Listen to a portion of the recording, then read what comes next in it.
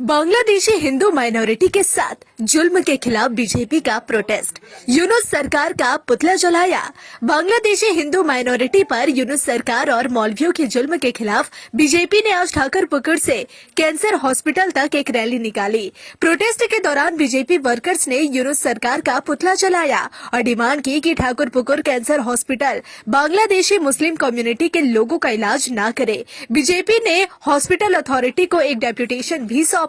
इसके अलावा बीजेपी ने हॉस्पिटल के आसपास के गेस्ट हाउस से भी डिमांड की कि वहां बांग्लादेशी मुसलमानों के रहने के लिए न दिया जाए। ये प्रोटेस्ट अब गर्म चर्चा का मुद्दा बन गया है।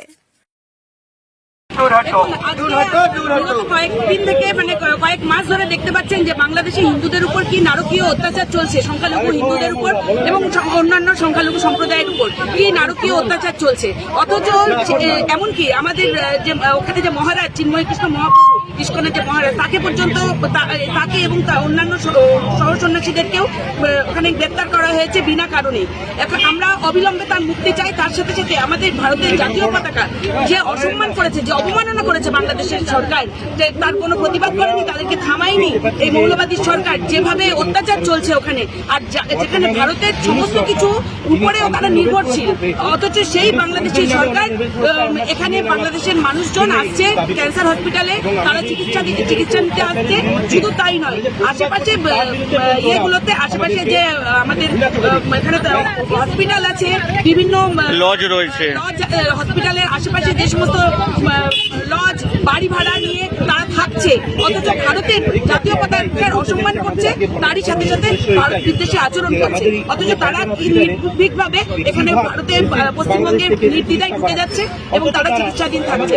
আমরা হসপিটাল কর্তৃপক্ষের কাছে আমরা করবো, হসপিটাল কর্তৃপক্ষের কাছে আমরা আবেদন জানাবো ডেপুটেশনের মাধ্যমে, যে তারা যেন ডাক্তার এবং অন্যান্য মেডিকেল স্টাফ যেন এটা বন্ধ রাখে, তাদের পরিষেবা দিতে যেন বন্ধ রাখে। বাংলাদেশিদের জন্য, বাংলাদেশি মুসলিমদের জন্য, মুসলিম বলতে বাধ্য হচ্ছে, মুসলিম কমিউনিটি যারা ওখানে এত অত্যাচার করছে, নারকীয় অত্যাচার করছে, তার প্রতিবাদে যেন এই বন্ধ থাকে এবং আশেপাশের হোটেল বা লজ বা বাড়িগুলোকে অনুরোধ করবো তারা যেন বাংলাদেশিদেরকে কোনোরকম ভাবে আশ্রয় না দেয়।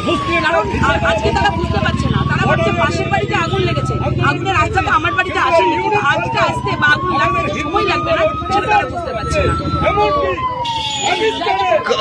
কার কুশপুত্তিকা দাহ করলেন? একটু আগে আমরা এই যে নোবেল প্রাইজ পেয়েছে, শান্তির জন্য নোবেল পুরস্কার প্রাপ্ত যে ইউনুস সরকার, আজকে তিনি শান্তির বদলে অশান্তি লাগিয়ে রেখেছে ভারত সহ ভারতের প্রতিবেশী দেশগুলোতেও। তো তাই জন্য আমরা চাইছি যে আজকে আমরা কুশপুত্তিকা ইউনুসের কুশপুত্তিকা দাহ করেও তার প্রতিবাদ জানালাম, ধিক্কার জানালাম এবং অনেকে আপনারা কিছুক্ষণ আগেও দেখেছেন তাদের রাগ ক্ষোভ উগড়ে দিচ্ছে, কেউ জুতো দিয়ে পিটাচ্ছে, তাদের রাগ ক্ষোভ গুলো উগড়ে দিচ্ছে। কারণ যে মানবিক অত্যাচার চলছে এ আর মেনে নেওয়া যায় না। বিশেষ করে ভারতের পতাকার যেখানে অবমাননা হয়েছে, অসম্মান হয়েছে, সেখানে আমরা ভারতবাসী হয়ে এটা আমরা কোনোদিন মেনে নেব না। যারা এই ধরনের আচরণ করবে তাদেরকে আগামী দিনে এই রাজ্যে বা এই হসপিটালগুলোতে কোনো রকম যখন নিতে হবে, পরিষেবা নিতে হবে, ভারতের পতাকাকে ষষ্ঠাঙ্গে প্রণাম করে তাকে সম্মান জানিয়ে, মর্যাদা সহকারে সম্মান জানিয়ে তবে তারা ওই হসপিটাল প্রবেশ করতে পারবে, তার আগে নয়। এখন কি আপনারা